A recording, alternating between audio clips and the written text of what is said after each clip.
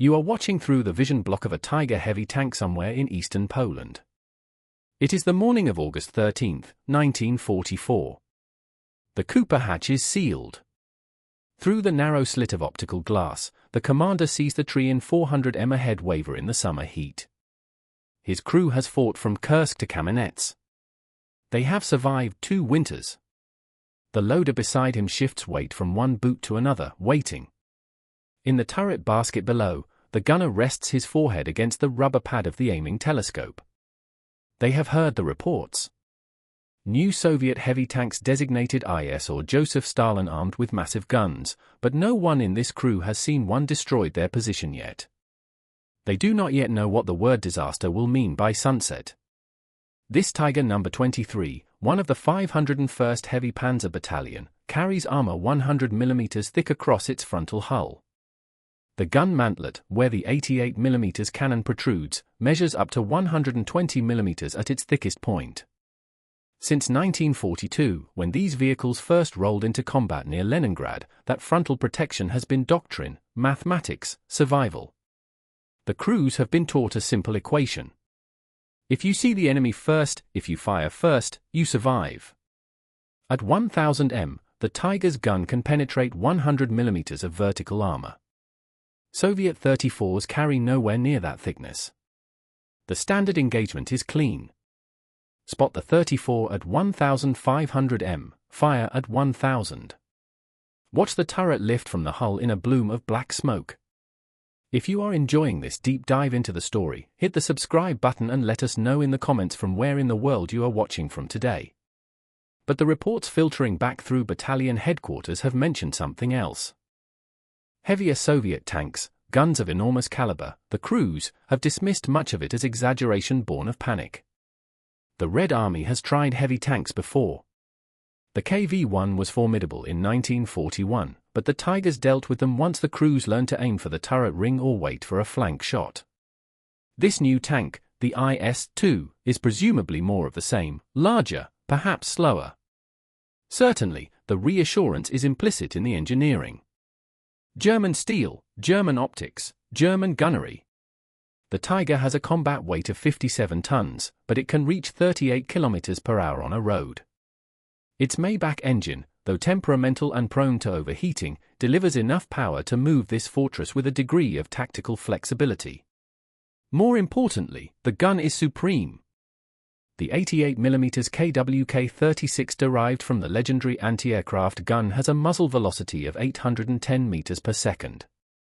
Firing armor-piercing rounds, it has destroyed British Matildas, American Shermans, and Soviet heavy tanks at ranges where return fire was mathematically impossible.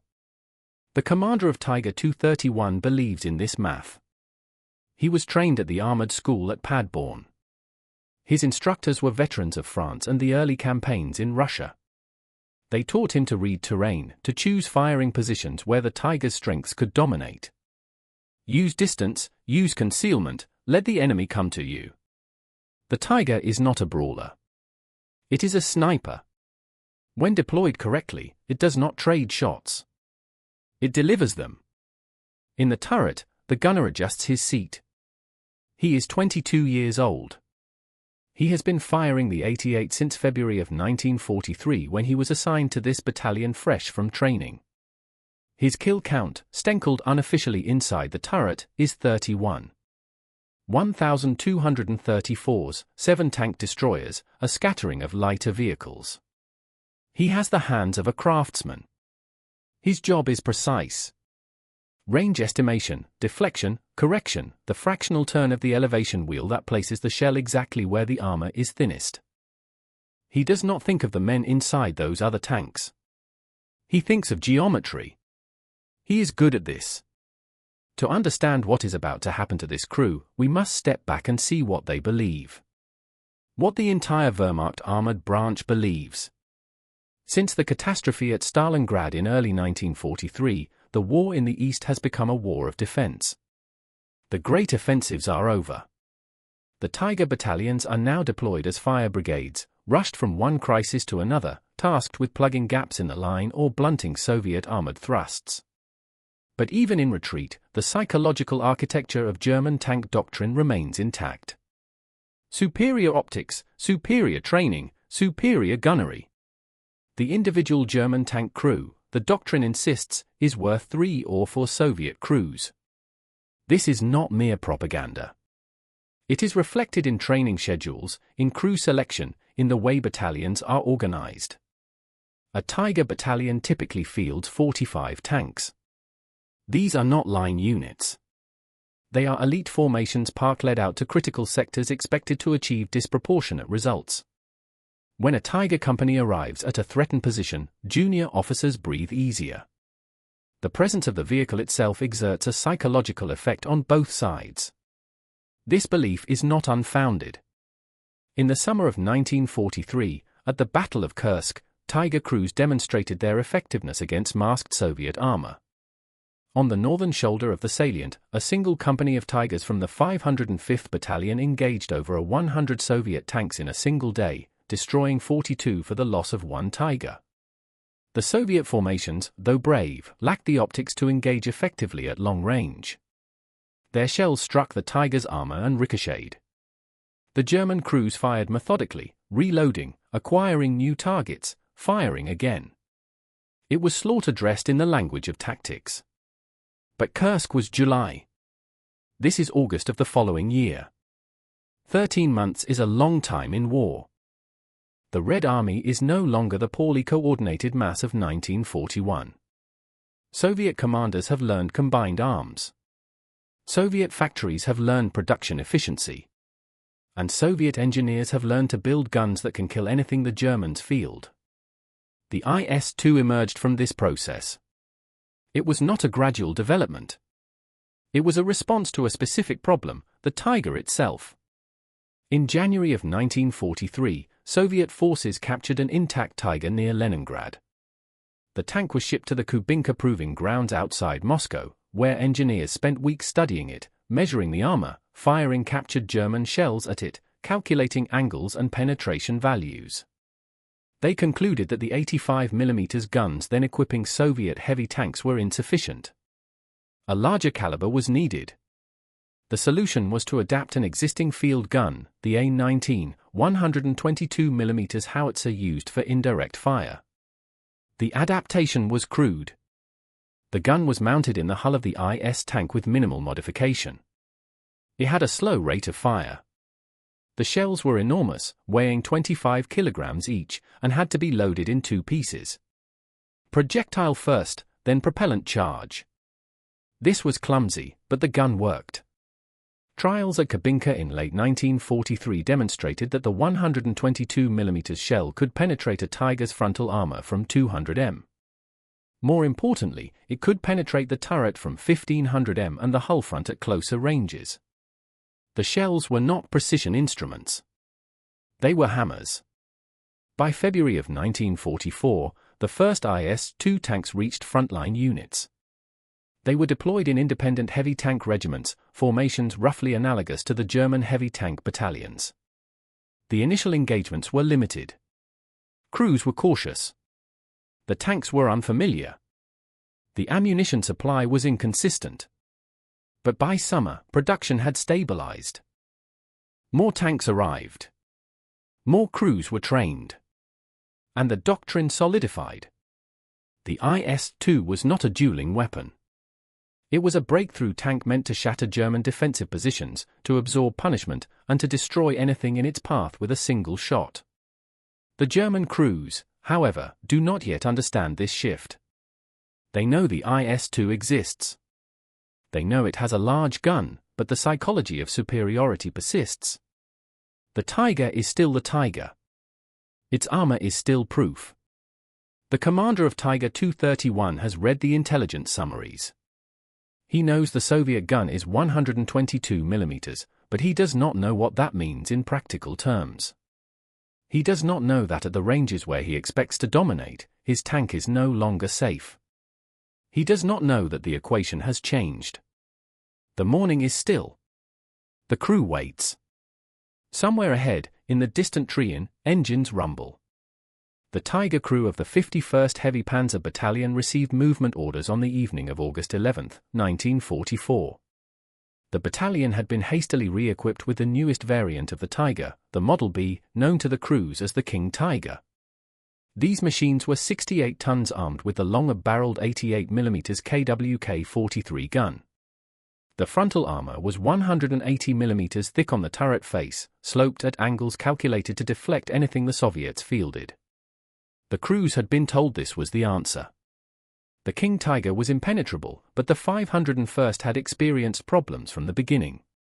The battalion had received 45 new King Tigers at the training grounds near Ogledów in mid-July. By the time they entrained for Poland, 6 tanks had already suffered final drive failures during the 45-kilometer road march from the railhead at Kielce to the assembly area near Sanders. Another 31 tanks broke down. Final drive units cracked, transmission seized. The new double-link tracks implemented to simplify production caused the drive sprockets to engage only every second tooth, which created violent jolts that the reduction gears could not absorb. By the night of August 11, the battalion had only 8 operational King Tigers. The remainder sat abandoned along the roadside or were being towed by other Tigers back toward repair facilities that did not exist. The mission was straightforward. Soviet forces had established a bridgehead across the Vistula River near Barono. The bridgehead was 40 kilometers wide and growing. If it was not eliminated, the Red Army would use it as a springboard for operations deeper into German-held Poland. The King Tigers were to spearhead a counterattack, break through Soviet defenses, and restore the integrity of the front. The crews were confident. These were the most advanced tanks in the world. They had heard reports of encounters between the old Tiger I and the Soviet IS-2, but those reports were vague, second-hand. The King Tiger was different. It was heavier. It was better protected. Its gun could kill anything at 2000 m. On the morning of August 12, the remaining 8 King Tigers moved toward the village of Ogledów, which sat astride the main approach route to the bridgehead. The terrain was agricultural, open fields divided by tree lines and hedgerows. The sandy soil made maneuvering difficult, and the Tigers churned through it slowly, engines laboring. The crew scanned the approaches.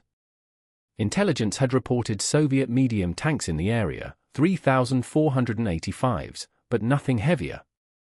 The plan was to advance in column, use the King Tiger's superior range to destroy enemy armor at a distance, then push through to the river crossing. At approximately 0800 hours, the lead King Tiger rounded a curve in the road near Ogledów. The commander, peering through his cup periscope, saw movement in the tree in 300 m ahead. Before he could issue a warning, the first Soviet shell struck. It hit the King Tiger's turret side, penetrating the thinner armor and detonating the ready ammunition stored inside. The turret lifted from the hull in a fountain of flame and smoke, spinning as it rose, then crashed down 30 m away. The tank burned. No crew emerged. The remaining King Tigers attempted to deploy off the road, but the sandy terrain slowed them. A second shell struck the next tank in column, this time hitting the hull side behind the road wheels. The armor cracked. Fragments ricocheted inside the fighting compartment, shredding the loader and gunner. The driver tried to reverse, but the engine stalled. A third shell struck the same location, penetrating fully. The tank exploded. The Soviet tanks firing these shots were not the expected 3,485s. They were IS-2s from the 71st Independent Guards Heavy Tank Regiment. The crews had positioned themselves in ambush, concealed in the tree waiting for the German column to present its flanks. The engagement range was less than 200 m. At this distance, the 122mm gun of the IS-2 was devastating.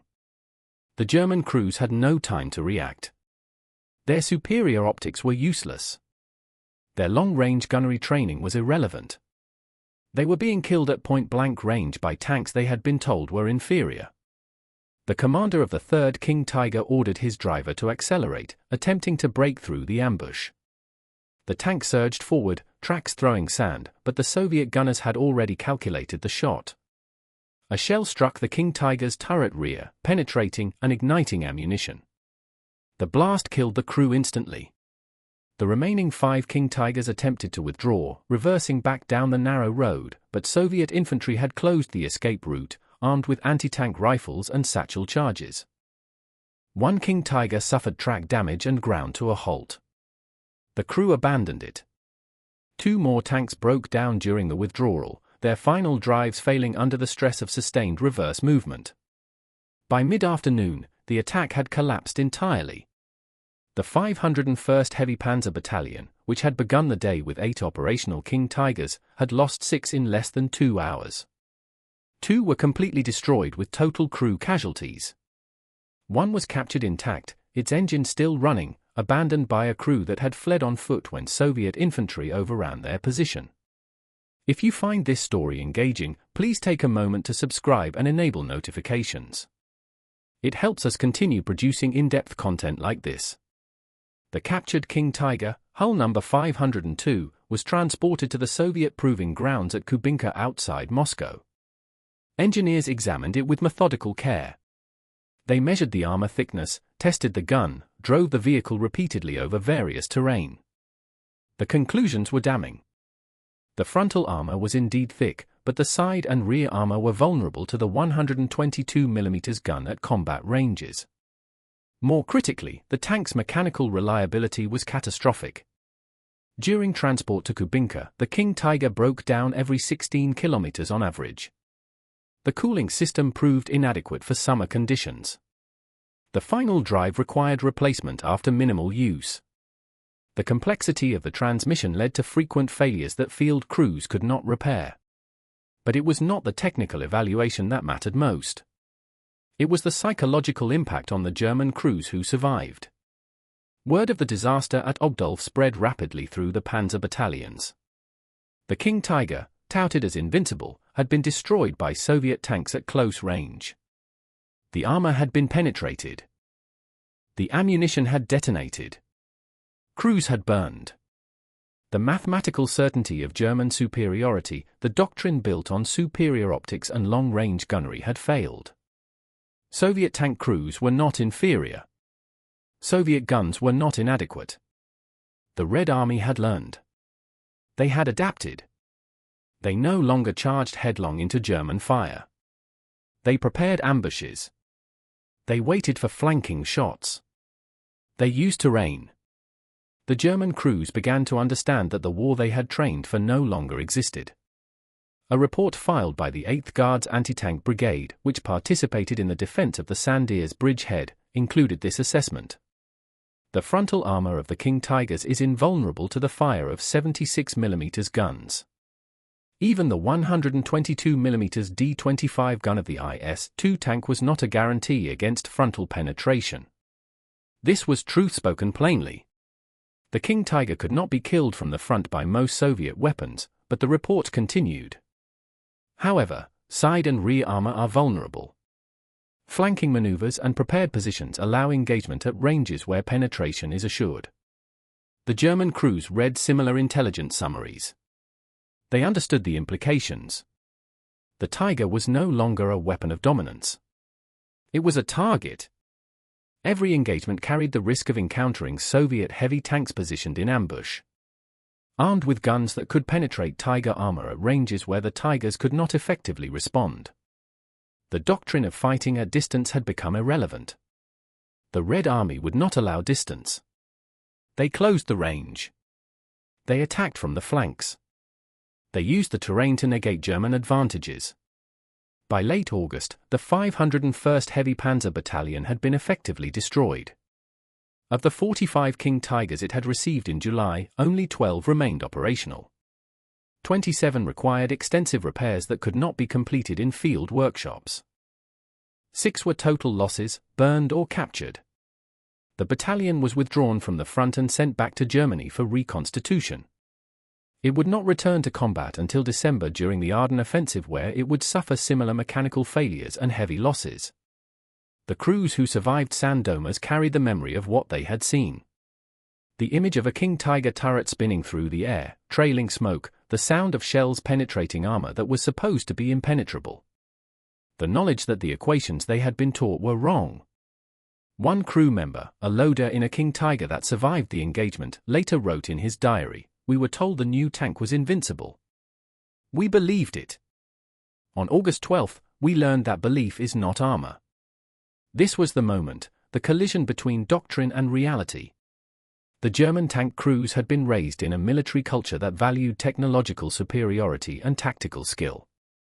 They had been taught that a well-trained crew in a superior machine could defeat numerical odds. For 3 years on the Eastern Front, this had been largely true. But by the summer of 1944, the balance had shifted. Soviet industry was producing tanks faster than Germany could destroy them. Soviet crews were better trained, more experienced, and tactically competent. Soviet guns were powerful enough to kill German heavy tanks under the right conditions, and the Red Army had learned to create those conditions. The disaster at Sandus was not an isolated incident. Similar engagements occurred throughout August and September as German forces attempted to contain or eliminate the Soviet bridgeheads along the Vistula. Each time the pattern repeated, German heavy tanks deployed in small numbers encountered prepared Soviet defenses. The Tigers and King Tigers were ambushed, outflanked, or immobilized by mechanical failure. Crews were killed or captured. Tanks were lost. The myth of invincibility crumbled under the weight of evidence. By autumn of 1944, German tank doctrine had fundamentally changed. No longer did crews expect to dominate engagements. Instead, they fought defensively, using the Tigers as mobile pillboxes, repositioning frequently to avoid encirclement. The war had become one of survival, not victory. The belief in technological supremacy was gone, replaced by grim pragmatism and the knowledge that every engagement might be the last. The 51st Heavy Panzer Battalion never recovered from Sandom. After the disaster in mid-August 1944, the unit was pulled from the front line and Reds designated the 424th Heavy Tank Battalion in December. The renaming was largely administrative. The crews remained the same. The tanks, those that still functioned, remained the same. Only the number changed, as if a new designation could erase the memory of what had happened in Poland. By January 1945, when the Soviet Vistula-Oder offensive began, the battalion was deployed far forward, positioned in exposed salient along the front. This was done against the advice of the battalion commander and every level of command between him and Army Group A headquarters. Some historical accounts suggest Adolf Hitler himself ordered the deployment, insisting that the King Tigers be positioned where they could immediately engage Soviet armor. The logic was familiar. The King Tigers were the best tanks. They had the thickest armor. They would stop the Soviet advance. But doctrine built on the myth of invincibility could not survive contact with reality. When the offensive began on January 12, the battalion initially received no orders. Communications broke down. On January 13, the unit was ordered to move toward the town of Lisau. During the movement, one King Tiger fell through a bridge, blocking the route. Other tanks attempted to bypass the obstruction, but bogged down in poor terrain. The sandy soil that had plagued the battalion at Sandom returned to haunt them. Tanks that weighed 68 tons could not maneuver in soft ground. Final drives failed. Transmission seized. Crews abandoned vehicles they could not recover. In the engagements that followed, the battalion destroyed an estimated 50 to 60 Soviet tanks, but at catastrophic cost. One crew, commanded by Lieutenant Ober, lost both tracks to mine damage, but continued to fight from a static position, destroying 20 enemy tanks before the crew was forced to abandon the vehicle. This was the Tiger, as the doctrine had imagined it, immobile, dug in, delivering precise long-range fire. But it was also the end. A tank that could not move was a pillbox, and pillboxes could be bypassed, surrounded, destroyed. By February 11, 1945, the battalion effectively ceased to exist as a fighting unit. The remaining personnel from the 1st and 2nd Companies were reorganized into the 512th Heavy Tank Destroyer Battalion equipped with Jag Tigers. The 3rd Company remained at the training ground in Paderborn where it fought a brief unsuccessful engagement against British forces on Easter Sunday 1945 before surrendering at Högstöl in early May. The battalion commander Major Samish was killed on January 13 during the retreat from Lisa. His predecessor, Major von Leet, had been relieved of command in August 1944 after the losses at Sandom. The pattern was clear. Commanders were blamed. Tanks were blamed. Crews were blamed. But the doctrine was never questioned, not officially. Not until the war ended, and there were no more tanks left to lose. The statistical record of the battalion tells a story more damning than any after-action report. The 51st Heavy Panzer Battalion across its various incarnations and deployments lost 120 tanks during the war. It claimed to have destroyed 450 enemy vehicles. This produced a kill-total loss ratio of 3.7 to 5 to 1. For a German heavy tank battalion, this was poor. Other Tiger battalions achieved ratios above 10 to 1. The 502nd Heavy Panzer Battalion, for instance, claimed a ratio of 13.0 to 8 to 1. The disparity suggests something about the 501 ST's experience. It fought in the wrong places at the wrong times. Tunisia, where it surrendered in May 1943. The Eastern Front in the summer of 1944 during Operation Bagration, where it was destroyed. Poland in August, where it encountered the IS-2, and finally the desperate defense of Germany in early 1945, where mechanical failures and fuel shortages rendered the remaining tanks immobile. To understand the significance of what happened at Sandom, we must place it within the larger arc of the war. By the summer of 1944, the material balance between Germany and the Soviet Union had shifted irreversibly. Soviet tank production in 1944 reached 51,000 units, including all variants of the 34 and heavy tanks like the IS-2. German production in the same year totaled approximately 8,000 Panthers and Tigers combined alongside 20,000 medium tanks and assault guns. The Soviets were producing tanks at a rate nearly twice that of Germany, and the quality gap had closed. The 34-85, introduced in early 1944, carried an 85mm gun capable of penetrating German medium tanks at combat ranges. The IS-2 with its 122mm gun could penetrate even the heaviest German armor under the right conditions. More importantly, Soviet crews had learned to create those conditions. The doctrine that had sustained German armored forces through the early years of the war, superior training and superior machines, could no longer compensate for numerical inferiority. German tank battalions were frequently outnumbered 3:1 or worse. They lacked fuel for extended operations. They lacked spare parts to repair damaged vehicles, and they lacked the industrial capacity to replace losses. The Tiger, for all its technical sophistication, required 300,000 man-hours to produce. A Sherman required 50,000. A 34 required even less. The mathematics were brutal. For every Tiger Germany built, the Soviets could build 6 IS-2s and the Western Allies could build 10 Shermans. The Tiger had to achieve a kill ratio of at least 6 to 1 just to break even in terms of industrial output, and it could not. Most German heavy tank battalions achieved ratios between 5 and 6 to 1, and those figures were based on crew claims, which post-war analysis has shown were inflated by a factor of 3 or more. The actual ratio was likely closer to 2 or 3 to 1, insufficient to offset the production disparity. The crews knew this. By late 1944, the psychological burden of fighting a war that could not be won had become unbearable. Diaries and letters from Tiger crews during this period reflect a shift from confidence to fatalism.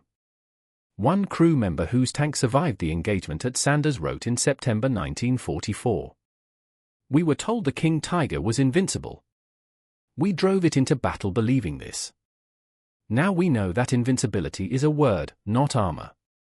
The Soviets have learned to kill us. They wait in ambush.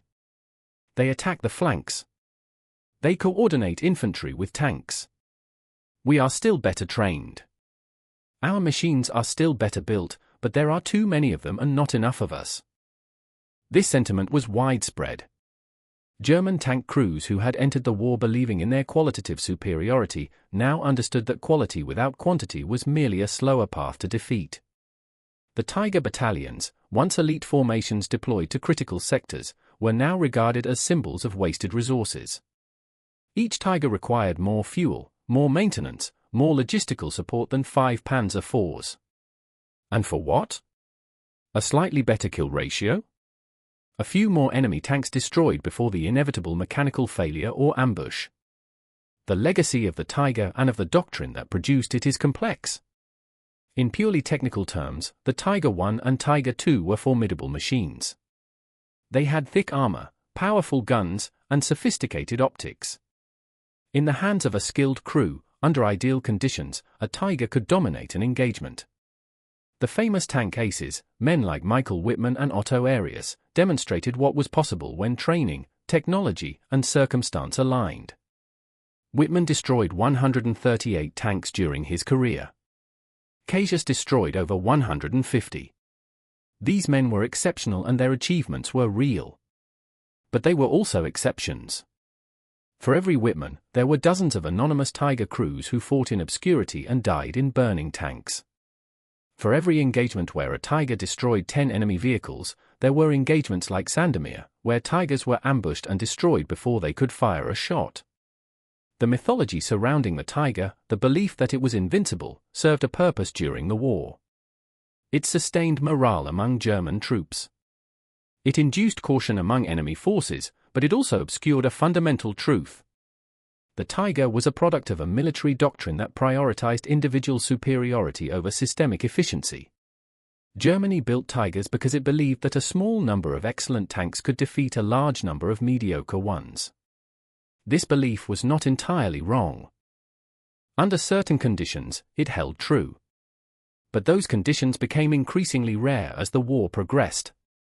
By 1944, the Allies and Soviets had closed the quality gap while maintaining overwhelming numerical superiority. The result was inevitable. The disaster at Sanders, where King Tigers were destroyed by Soviet heavy tanks in prepared ambushes, symbolized this shift. It was not an anomaly. It was the new reality. The Soviet IS-2, armed with a 122mm gun, could penetrate Tiger armor at combat ranges when fired from favorable positions. Soviet crews trained to fight defensively and exploit terrain created those favorable positions. German crews trained to fight at long range and dominate through superior gunnery found themselves forced into close-range brawls where their advantages disappeared. The mathematics of attrition took over. Germany could not replace its losses. The Soviets could. The war became a race between German skill and Soviet production. Production won. The crews who survived the war carried these lessons with them. In post-war memoirs, Tiger veterans wrote with a mixture of pride and bitterness.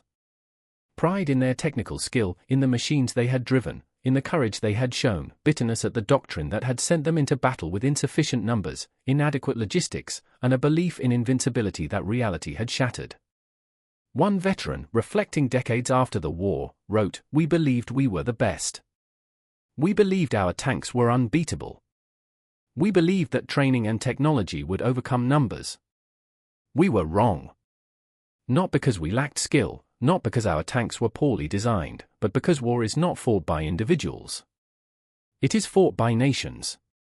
And Germany by 1944 was fighting a war it could not win.